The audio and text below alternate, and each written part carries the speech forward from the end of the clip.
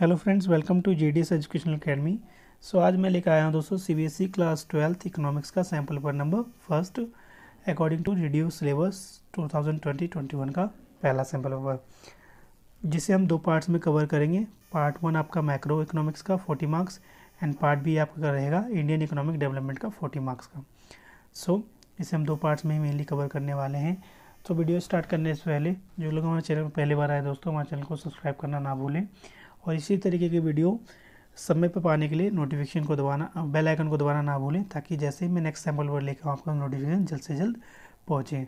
और please like करना ना भूलें, जिससे मुझे मोटिवेशन मिलेगा और आगे भी मैं आपको इसी तरीके के सैम्पल पर प्रोवाइड कर दूंगा, जो कि आपके एग्ज़ाम्स के लेके आऊँगा दोस्तों, हेल्पफुल होगा। तो चलिए स्टार्ट करते हैं। सेक्शन नंबर 1 आपका पार्ट 1 मैक्रो इकोनॉमिक्स का क्वेश्चन नंबर फर्स्ट है आपका, which one of the following is not a secondary functions of money. आपके ऑप्शन से standards of deferred payment, second है मीडियम ऑफ एक्सचेंज, थर्ड है आपका कांट से, डी है आपका स्टोर ऑफ वैल्यू। सो आपको बताना है सेकेंडरी फंक्शन कौन सा नहीं है मनी का। तो आपका करेक्ट आंसर हो जाएगा option number B is correct, medium of exchange. Option number B is correct. इसी में और क्वेश्चन पूछा हुआ है, ओपन मार्केट ऑपरेशन इज, तो क्या कहलाता है आपका ओपन मार्केट ऑपरेशन। ऑप्शन में क्या होगा दोस्तों आपका B is correct, buying and selling of securities by the central bank.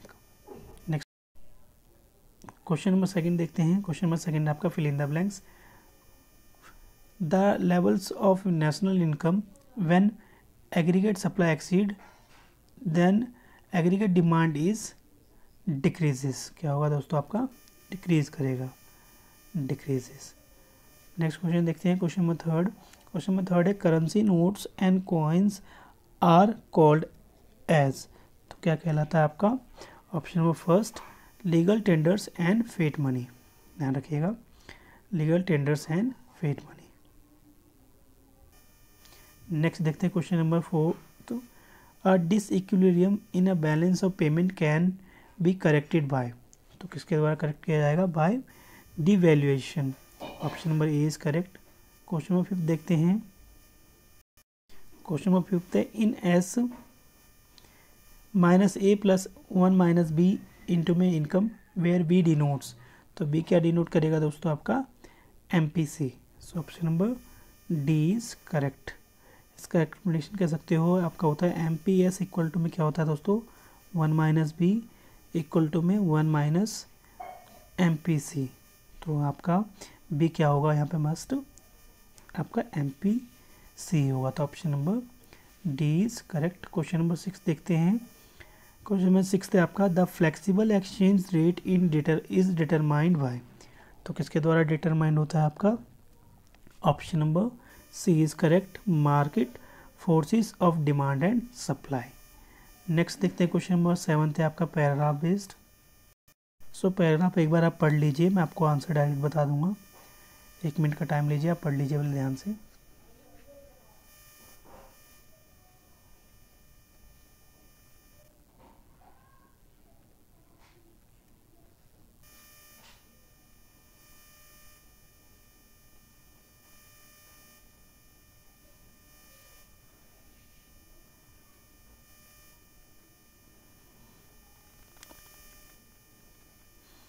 So last line में पढ़ देता हूँ आपके लिए। This helps the government understand the magnitude of income of the country citizens and the citizens living abroad.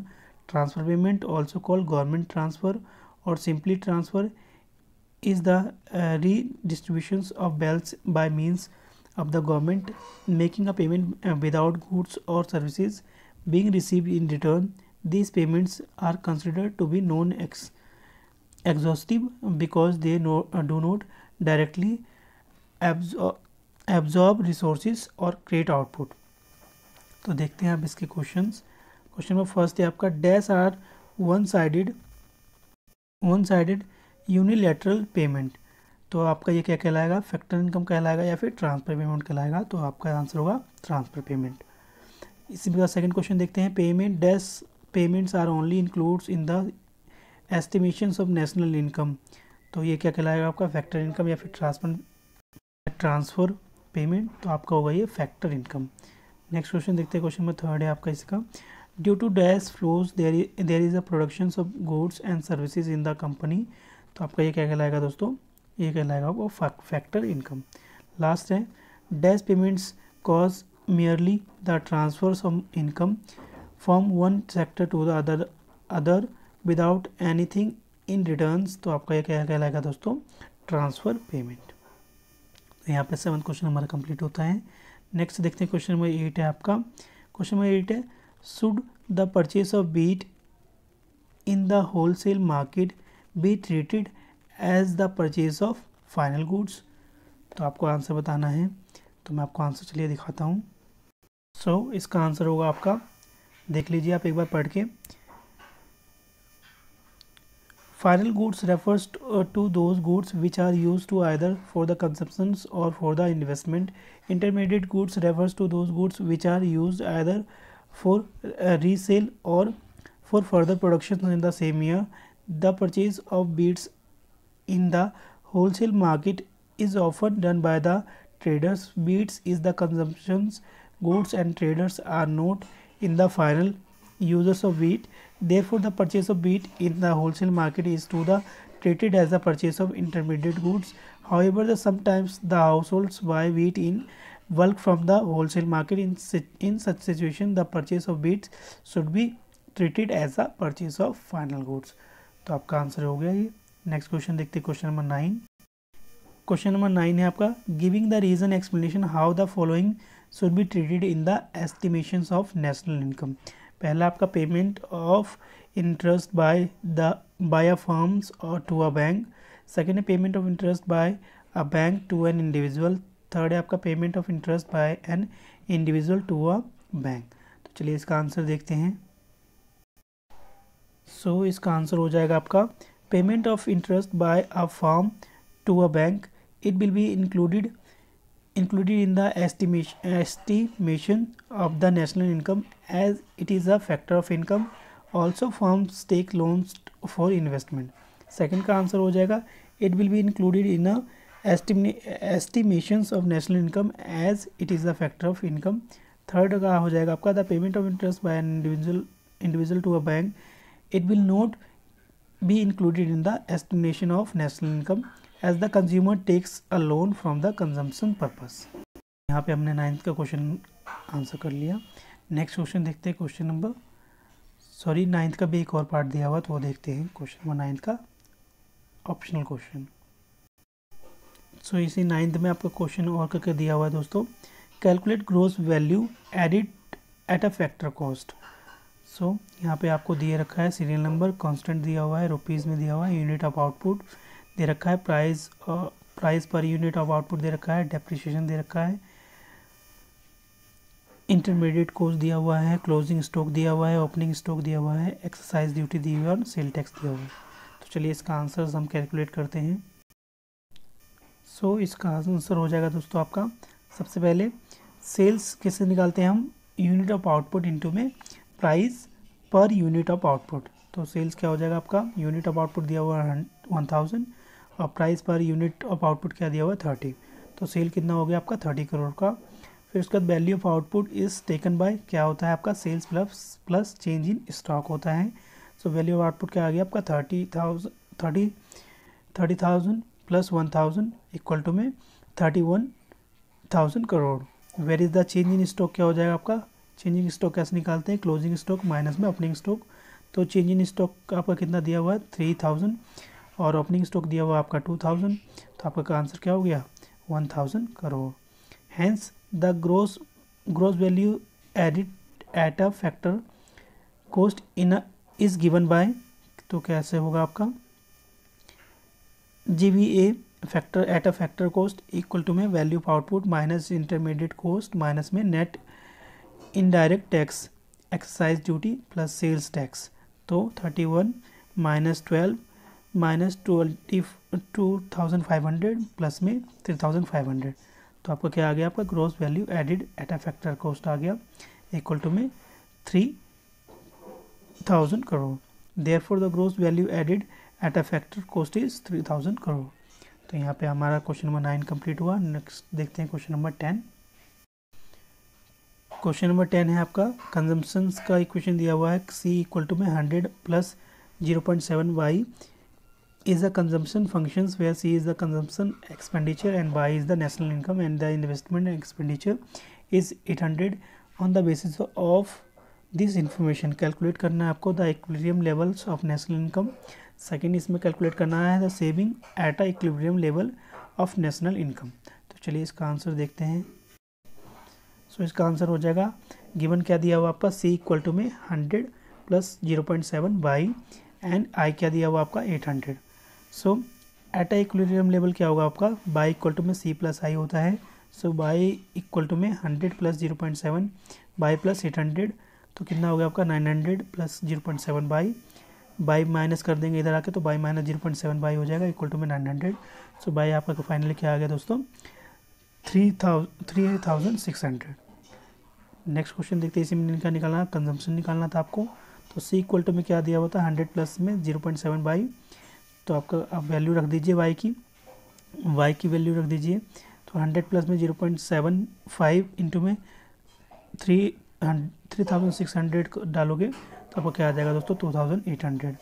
So we know that y equal to में क्या होता है आपका C plus S। So S क्या हो जाएगा आपका y माइनस C। तो आप y minus income minus consumption में ऐड कर दोगे तो क्या आ जाएगा आपका S। तो S कितना आ गया आपका 800।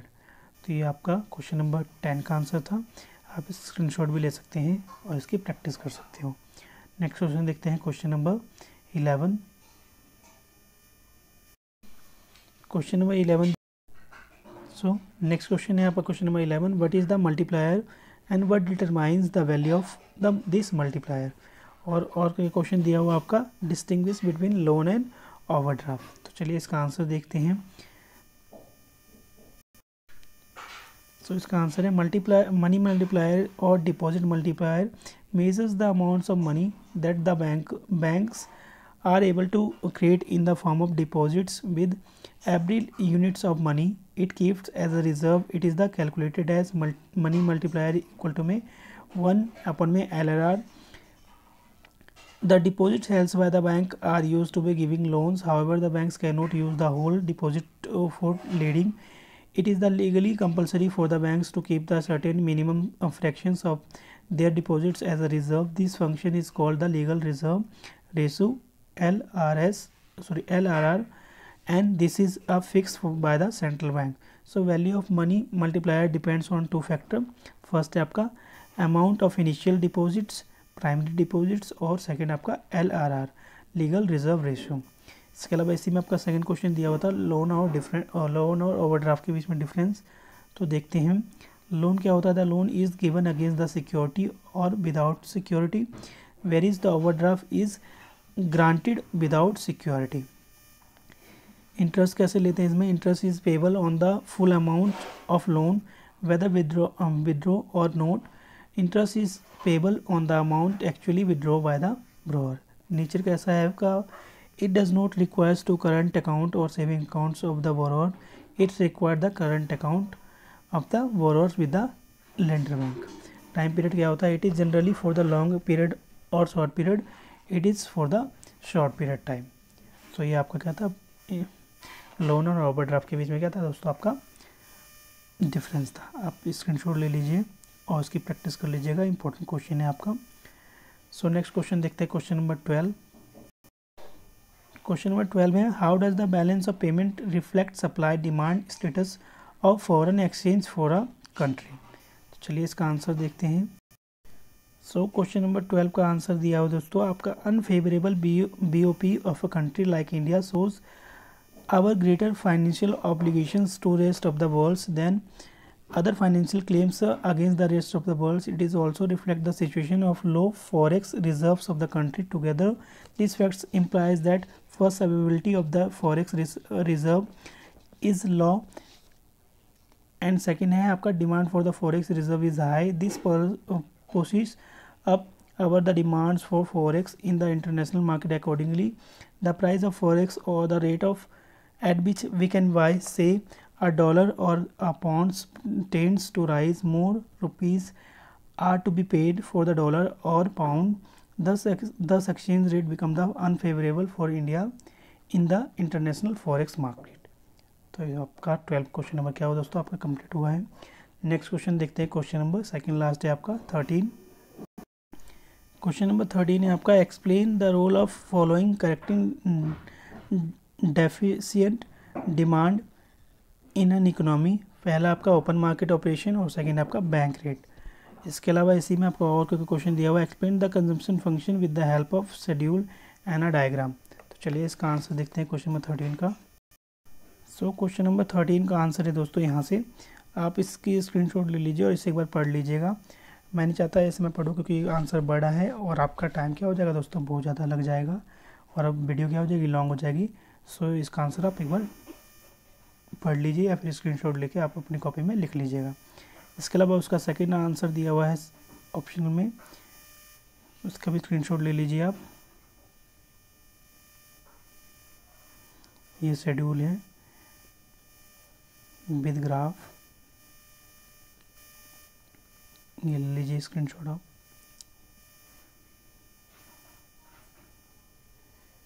सो यहाँ पे क्वेश्चन नंबर 13 क्या हुआ दोस्तों, आपका कंप्लीट होता है। नेक्स्ट क्वेश्चन देखते हैं, क्वेश्चन नंबर 14 जो कि आपका लास्ट क्वेश्चन होगा इस पार्ट का। सो इस पार्ट का लास्ट क्वेश्चन है, explain the meaning of the following. पहला रेवेन्यू डेफिसिट, सेकंड है फिजिकल डेफिसिट और थर्ड है प्राइमरी डेफिसिट। तो चलिए इसका आंसर देखते हैं।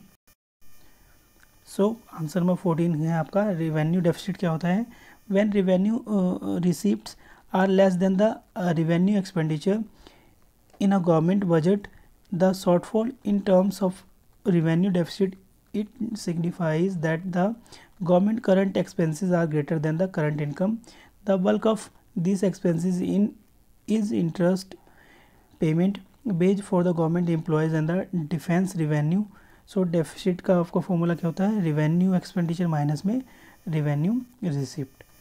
तो ये आपका क्या हुआ दोस्तों, रेवेन्यू डेफिसिट के बारे में। नेक्स्ट देखते हैं इसमें आपका फिजिकल डेफिसिट क्या होता है, the excess of total expenditure revenue and the capital expenditure overall the total receipt excluding the borrowing revenue and the capital receipts over a period of one accounting year in terms of physical deficit.